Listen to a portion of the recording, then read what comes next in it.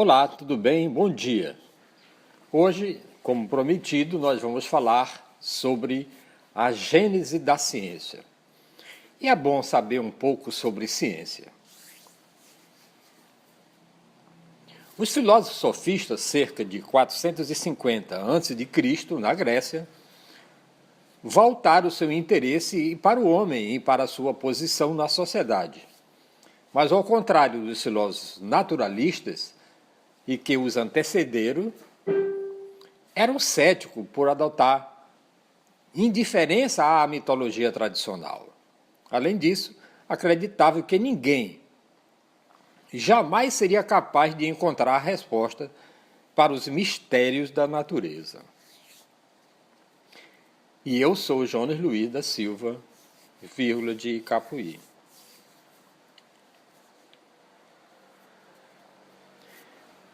Criar a primeira noção de humanismo, onde os homens eram a medida de todas as coisas, de todo o bem e de todo o mal, foi necessário, porque assim tudo deveria ser avaliado segundo a natureza humana. Ao contrário dos sofistas, o pensamento socrático apresenta-se como um portador de um novo humanismo, baseado na máxima "conhece-te a ti mesmo", onde procura mostrar que existiam algumas normas absolutas e de validade universal e independente da sociedade.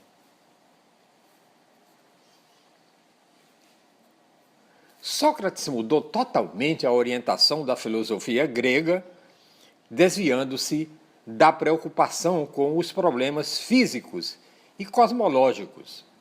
Sobretudo, procurou explicar o homem pelas mesmas justificativas da existência de todas as coisas, que assim teriam as mesmas raízes físicas, espirituais e morais.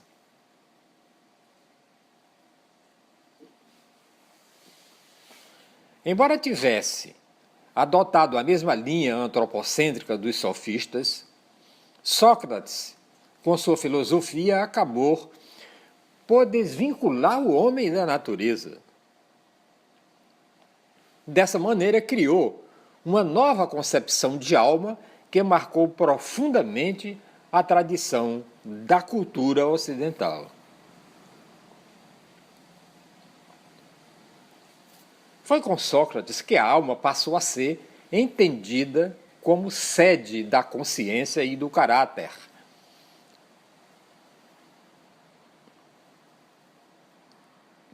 A realidade interna que se manifesta através de palavras e ações.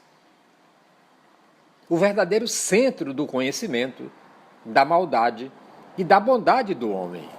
Além disso, Sócrates foi o primeiro filósofo a acreditar que a razão humana era o alicerce seguro para se chegar ao conhecimento, sendo, portanto, um racionalista humanista. Platão, que viveu na Grécia entre 427 e 347 a.C., era discípulo de Sócrates e contava 29 anos de idade quando seu mestre foi condenado à morte por ensinar filosofia aos jovens de Atenas. Ao contrário de Sócrates, que não deixou nada escrito sobre sua filosofia, Platão escreveu vários livros onde procurou demonstrar que a realidade podia ser dividida em duas partes.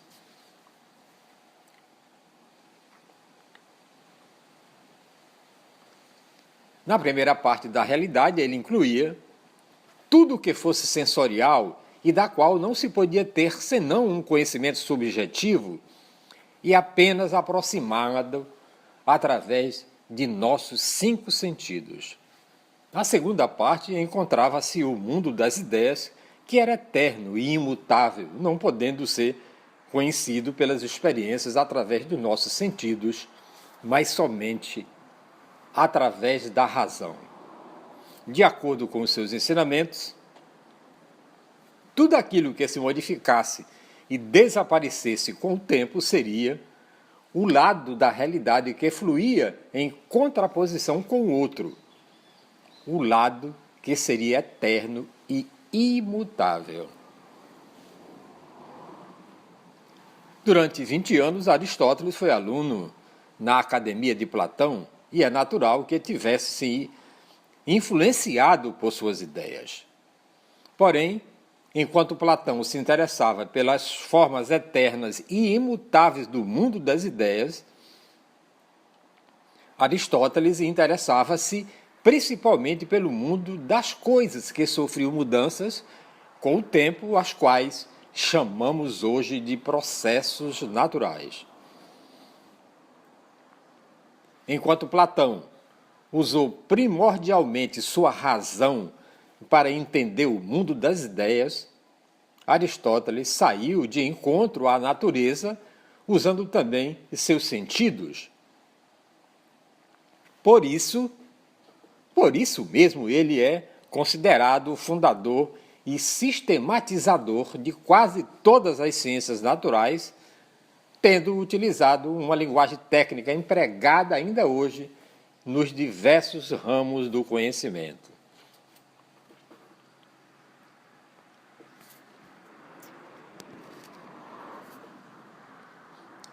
Para Aristóteles, ao contrário de Platão, nada existia na consciência humana que já não tivesse sido antes experimentado pelos sentidos. Faz até sentido, né?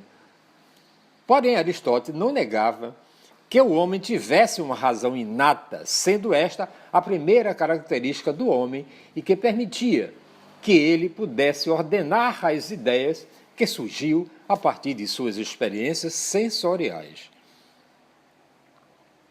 Os conceitos seriam, pois, frutos da razão interpretativa dos fatos percebidos.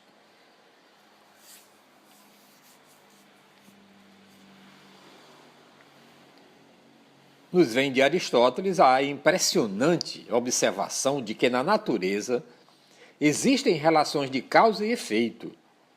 Desse modo surge a possibilidade de reprodutibilidade dos eventos. Uma vez repetidas as mesmas causas, teremos as mesmas consequências.